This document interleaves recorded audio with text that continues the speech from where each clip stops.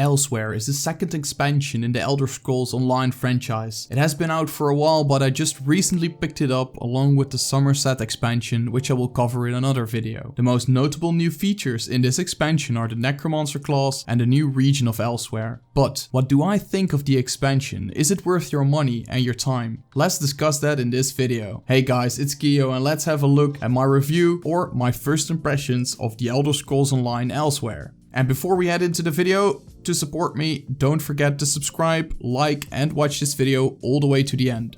Let's start off with the reason you are most likely here, the Necromancer class. Right when I picked up the Elsweyr expansion, I rushed into character creation and created a Necromancer to my liking. I wanted to use my Necromancer mostly as a DPS or a healer, so I went through a couple of websites, forum posts and Reddit threads and came to the conclusion that a Breton was the most fitting race for my preferred playstyle. This is because they have several racial abilities that increase magicka regeneration and such. We are going to need that if you want to deal damage or heal in trials or dungeons. But as I've stated in another ESO video of mine, race doesn't matter too much. I'm getting kind of off track here, so let's continue. Right off the start, the Necromancer has an arsenal of awesome skills to its disposal. You can choose out of a basic death ball attack called Flame Skull from the Grave Lord skills. But you can also choose for an awesome side skill that's called Death Side from the Bone Tyrant skills. Although the first attack from the Grave Lord skill line looks a bit dull, the other skills give a real Necromancer experience. When you gain a level or two, you can start summoning skeletons that chase down your target, and soon after you can choose to summon a skeletal mage as well. Also, the ultimate in this trait line summons a colossus that slams the ground 3 times in quick succession and deals a lot of damage while doing so. The Bone Tyrant skill line also has an awesome ultimate. This ultimate will transform you into a Bone Goliath, which gives you an enormous health boost and allows you to restore health with your basic attacks. This comes in real handy when you want to tank or if you get low on health in combat. Personally, I found the Necromancer a bit more engaging than the Sorcerer. It feels like it has more CC than the Sorcerer. This makes the questing in open world much easier. You can keep your enemies easily at bay with your skeletons and boneyard skills, more so than the Sorcerer. However, the Sorcerer in ESO has more long range AoE skills, whereas the Necromancer has some strong close range AoE attacks like the Death Side I just discussed. Once I reached level 10 on my Necromancer, I wanted to do some dungeons to get some quick extra levels and items. To reduce the time in queue, I queued up as a healer, and that's where the third trait line of the Necromancer kicks in. The Living Death trait line allows you to heal your allies while sacrificing your own health. This healing effect is further increased by the amount of corpses that are around. Once you level up your Living Death skills a bit further, it is possible to summon a Spirit Mender to support you in healing your allies. The Spirit Mender is the perfect ally to support you in healing your teammates. A fun little addition to the Necromancer in the ESO lore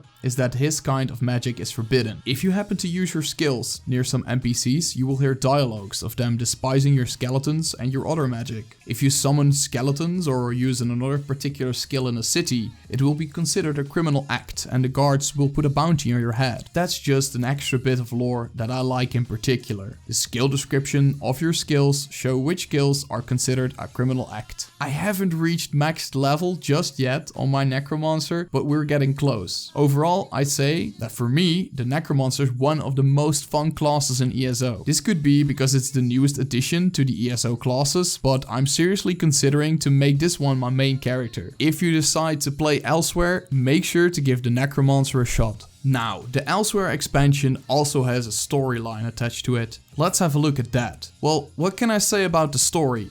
It's short. It's good, but it's short. I had easily beaten the story of Elsweyr in just a few hours on my Necromancer. If I'd had to make an estimate, I would say that I had beaten it in 3 to 4 hours, maybe a little bit more. My Necromancer had just reached level 18 and I was able to beat the story on that character. So after level 18, I felt rather lost and quickly returned to my fast leveling methods, which I discussed in another video. But the quality of the story was really good. It uses NPCs that are also present in the base game of ESO. For example, Abnor Tarn and Catwell. I especially love the return of Catwell. The silly undead is still voiced by the actor John Cleese. For me, that results in a smile every time Catwell has a line of dialogue. Greetings, Spirit. We've come in good faith. Very well. Who is this youth who travels with you, I wonder? Come, child. Let all the Mazamiri have a look at you.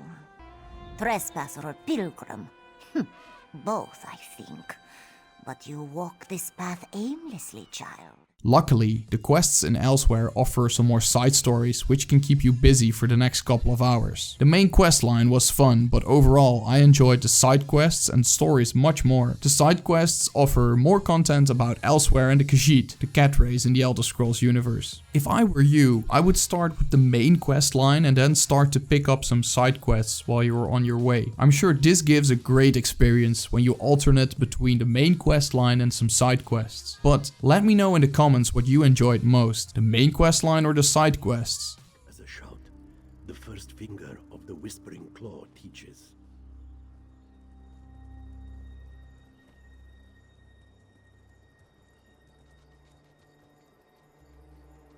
As the second finger of the Whispering Claw says, shadows consume curiosity, time, and interest.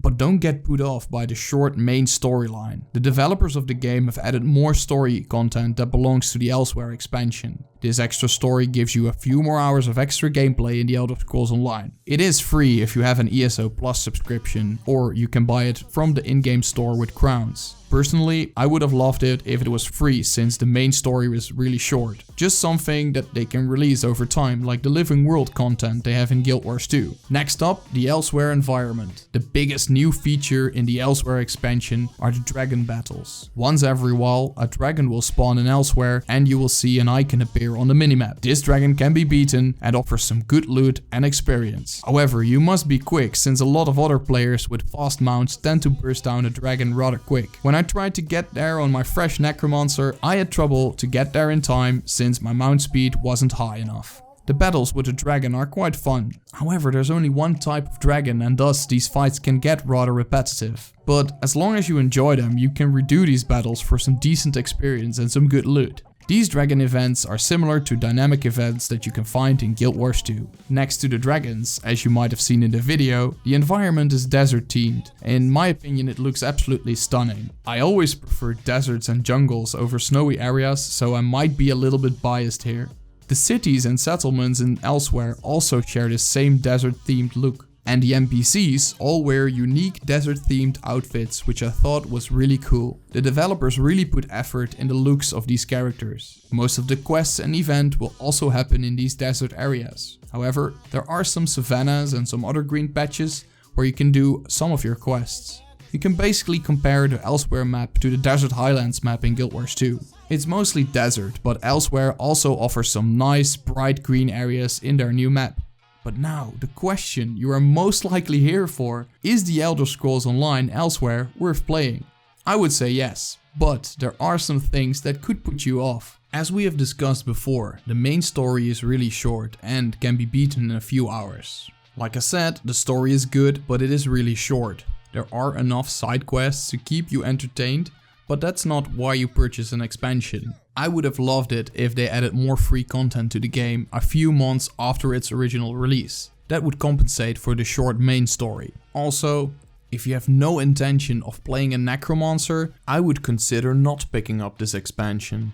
Don't get me wrong, I enjoyed the expansion, but if you are put off by a short story and have no intention of playing the Necromancer, the expansion does not have much to offer for you. However, a big however here. I personally enjoyed the Elsweyr expansion, and I would recommend it to everyone that currently plays and enjoys the Elder Scrolls Online. If you are new, I would give the original game a shot first. If you enjoy that, then you can pick up the Elsweyr expansion. I was in doubt at first, but I picked up the Elsweyr expansion with the Somerset expansion in a bundle.